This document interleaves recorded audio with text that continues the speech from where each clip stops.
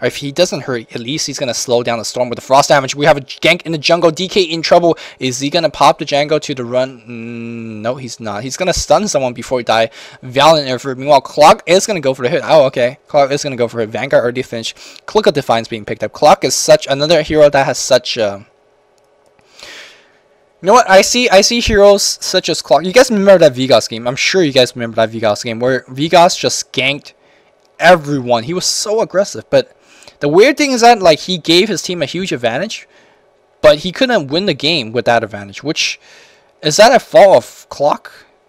Or is that was a fault of Vegas's play? Or maybe his team's play? I don't know. I feel like Clock can have an effect in the game. But he's one of those heroes, as the game drags on, he simply becomes useless. Like, useless. I would take Lina over Clock, maybe 15 minutes in the game. Oh, there's a bird flying by. Alright, it scouts someone. Okay. These guys are trying to get a backstab. They're going to lose a tower.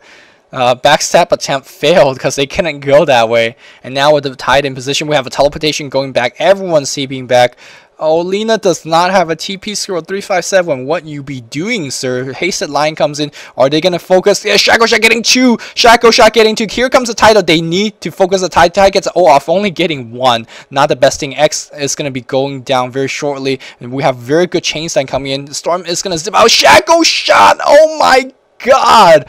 Great Shaco shots from Lone DD. That was a teamfight won just on solely Lone DD's play. Clock is going to guide as well. Great LSA. EHome wins a teamfight. I did not think they were going to win a teamfight because the enemy team had Tide, and they can transition right into Roche. Very opportunistic. Very, yeah. Alright, you guys get it. Okay. They're going to go for Roche, and they are going to get it. They should give it to the Weaver. I'm pretty sure they're going to give it to Weaver.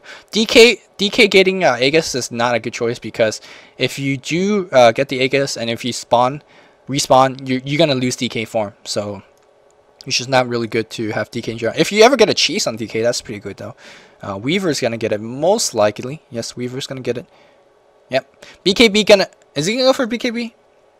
Yeah, should be going for BKB. BKB against the Sentinel is somewhat good. It's going to prevent the focus on the Storm Spirit.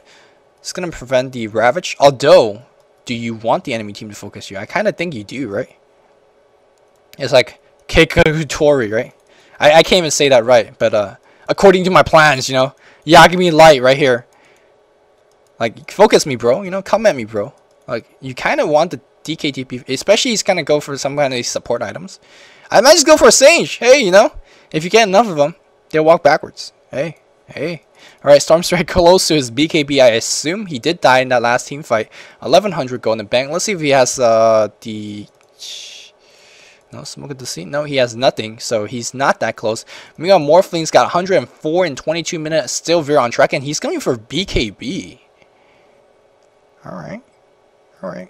BKB first, seen it a couple of times. Although, do you want a BKB team against a DK? Against a, I suppose like a Storm Spirit getting BKB is okay because you don't want to get nuked down. But I guess he's very worried about those double fingers and Laguna combo, which is a legit worry because they combine for like over 1,000 damage. But do you kind of need it? I think a Scotty would be. I want to say a Scotty would be enough, but also you got to keep in mind there's a lot of chain stun. In that last team fight, there was so much chain stun. Shackle Shot, Hex, Impale, LSA. LSA has a cooldown of 8, so it's like probably 2 LSAs. And then, you know, another Shackle Shot in the team fight because that has a cooldown as well. And God, don't forget the DK stun, dude. DK melee stun. There's something to that effect as well. So I suppose BKB would not be a bad choice. It's definitely a very safe choice. I might, if I was a little bit bold, I definitely would gone for the Scotty though. But yeah, he got the BKB finish. So after this, I think he should go for Manta. There's quite a bit of AoE on the Sentinel, but I feel like Manta is gonna be he's gonna need some damage sooner or later. Because right now this DK actually looks a little bit scary. You know, he's nowhere near a big item yet, but if you give him enough farm, he's level 13 already. That's the thing. Because once he turns 16. You're getting a free AoE Scotty on the Scourge team. That's kind of OP. If you ask me, that's pretty OP. Oh, look, Lamb switching treads like a boss, and I'm getting some FPS lags. I hope things will settle down. If not, I might have to do a pause for everyone watching live. I'm sorry. Blink Dagger finish on the Demon, which meanwhile Lina has gone for the Arcane Boot standard item choice. Meanwhile Weaver 2600, haven't been catching 820's farm. He is 87. He's a little bit catching up. Yeah, let's check out how the Morphling. He's about 40 behind the Morphling, which I guess is okay. Definitely got outlane. But this game, as it drags on, it's going to help out. Well, I think Morphling is later as a hero. Oh, yeah, Morphling is later. But then the Scourge team is a lot more carry. They have the DK. They don't ever forget that. Lina in trouble. Great Shackle Shot. Man, lone DD right on top of it. Storm might be zipping around. Storm out of mana? Yeah, Storm is out of mana. Windrunner might be in trouble as well. DK comes in. Yeah, his Windrunner's out, and that should be fine. They lost the line, and I don't think they got anything out of it. This is, by the way, 25 minutes in. Let's do... Oh, I just did creep track. Let's do a creep track on DK. 74, 92 on the Windrunner. Windrunner got 92 creep track. I don't know how she does it. She got a 4-stat finish, 49 on the line. Blink Dagger already picked up, so he doesn't need any more farm. Yeah, if you look at the Scourge lineup, they're a lot more farm oriented. Of course, the Sentinel does have a Morphling and a Storm Spirit, but I think the Scourge team has just better, simply more semi-carry. So I think as this game drags out, it would actually favor the Scourge team against the Morphling team. That's a very odd thing to say. And here we go. These guys are actually TPing out against a DK. Which... What? There was a finger of death on the Morphling Illusion. Alright. That's cool. When you pick a DK support, you could do whatever the hell you want. Especially fingering Morphling Illusions. Alright. That's cool. I'm surprised that the Sentinel didn't just like see that. Like, hey, you know what? Let's turn back. They don't have a finger of death. I totally would have done that. But I'm not Zoe. Not Zoe. Hasted line with Blink Dagger come around. I don't think he could blink in. Yeah, totally cannot. The thing with the line in this lineup is that he's gonna be effective in terms of doing some disables, but within team fights he simply cannot initiate because the tie is gonna be around unless he initiates on the tie, or if he initiates very quickly on the Stormster and kill him before he gets anything off. But it's very unlikely because I think tie is gonna have very good positioning in terms of bailing out his teammate, protecting storms and whatnot. Weaver's farm is at 37. He is going to get it right now.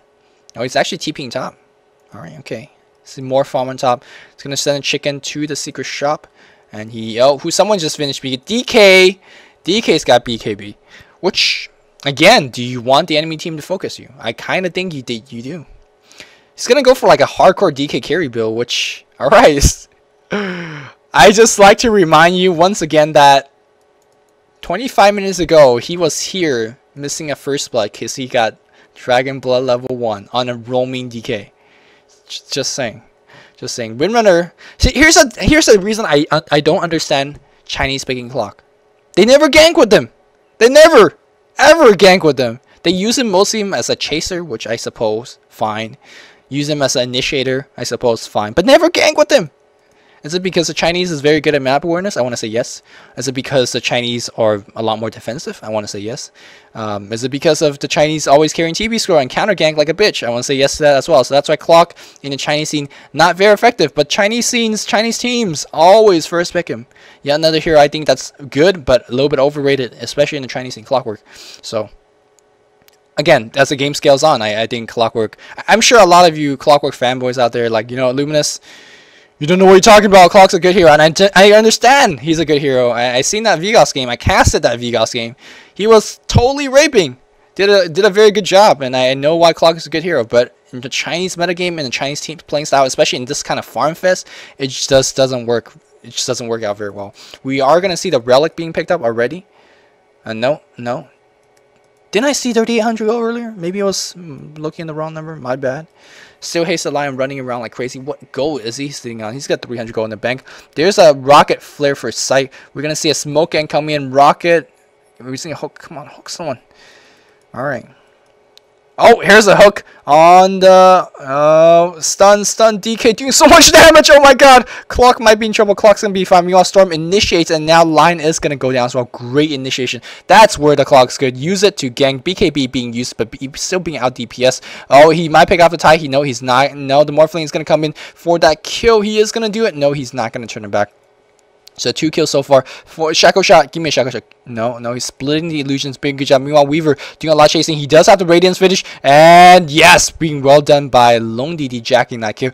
Oh, actually, I think he did have 3800 earlier in the bank, but he just bought the Radiance recipe because he was absolutely certain that he was going to pick up the... Oh, here we go. Zip going on the DK. DK's going to get waveform upon. Morphling picks up a kill. Here comes the Weaver. Weaver actually used... Is Weaver going to get a kill? BKB being used, that is going to block the Radiance damage, and he is going to TP out alive. Really well done. Did use a BKB charge for getting a kill on the enemy carry, which is the EK, and surviving. Completely worth it. Completely worth it. A20 continues to get his farm on. He is going to go for finish his treads, most likely. Going to go for a hood next, and going to go for heart. A lot of defensive item. I always want to see a vitality booster only on the Weaver, and then go for maybe a pipe, not a pipe, a hood, and then Radiance, or Radiance, you know, finish your pipe. Just not a finish Vanguard. I think Vanguard's pretty much too much of a go down the drain on a hero such as Weaver. You don't want to block a lot of physical hits. You don't want to regen. Well, you do want to regen, but heart, not the heart. The hood gives you enough regen. You don't need any damage block. You don't. So you just need the HP because they're going to be nuking you. They're going to be focusing you and nuking you. Damage block's not going to do too much. A lot of creeps going to bot lane. That means the Weaver's going to TP to bot lane very, very soon. Although he doesn't have a slot for TP scroll. Will he actually drop boots? And be like, yo, give me your TP, friend. Long DD. Shackle Shot. Shackle Shot them birds. No, no Shackle Shot. Win this game. Alright, last game at the end of game 2, I was like, oh, I was hoping that we'll see a Farm Fest. And I was getting actually very excited. It's like, you know what, let's see a Farm Fest. Haven't seen one of those in a long while. You know what they say, be careful for what you wish for, because now I kind of want to take that back. Because Farm Fest are pretty boring as you would imagine. You farm and I farm, and there's not really much to talk about. It's like, hey, oh, Luminous recommendation, anime recommendation time. Go check out C. I don't actually remember the full name of the anime, but it's C, the possibility of soul and money. Money's possibility of something. Epic anime. Which, by the way, oh yeah. Also, I'm thinking this is suggested by Doc, which is one of our casters at DC. As you know, I'm a pretty frequent anime watcher. He said, Luminous, why don't at the end of every season of anime, give us a kind of rundown of the season's best anime, or the anime I just watched, and kind of make a recommendation based on those kind of animes. I was like, hey, you know, might not be a bad idea. Maybe I would just recommend at the end of the season, recommend some anime. We're gonna see a Blink Initiation. Oh, he did line just finger a creep. I know there's a team fight going on, but I want to talk about how he fingered Div. We have an epic Chain Frost coming in. Oh, not Chain Frost. Epic Frost Sender from the DK, slowing everyone down. I don't even know how A20 got a kill. Yeah, he did get a kill. And now we have A20, not the A20, the fire, the Ice Dragon. My God, slowing everything down. A20 chasing everyone down. That team fight, despite buyback from the Morphling as well. Storm zips in. He's not going to get anything done. My God, this DK being so effective. We see A20 jacking every single kill, but it's that DK doing all the work. Because of his Django, because his BKB, he's dropping an epic Frost Epicenters. Epic Frost Epicenters. That's how epic it is. My God. And that team fight just broke out like crazy. I just want to remind you that X fingered a creep. Just saying, because he did. Alright, but they are going to get a tower regardless. And I think that team fight just might have turned the game around. 10-18, EHome still leading even before that team fight broke out. But yeah, I think everyone, including myself, was underestimating this DK, this EHome strat, this A20 strat. I'm about to call it very innovative, creative, but. You know, when you see something and you think to yourself, man, that's creative. You know, art style, juggernaut, wards push, that was creative. But a roaming DK into carry, like, I suppose that's fucking creative, because you would, like, in a million years, you would never see that. I suppose, right? Okay, alright. I buy it. It's creative. He's gonna go for AC next. Very standard item builds. I don't mind, you know. Standard item builds. Works. It works. Needing gonna come around. I think Roshan has spawned. Yes, Roshan is alive right now. All these guys gathering around the Roche pit, and gathering around the Roche pit in occasions like this is gonna favor the Morphling team because he has replicate, so he could replicate a friend, keep him around this area, and then go off the farm.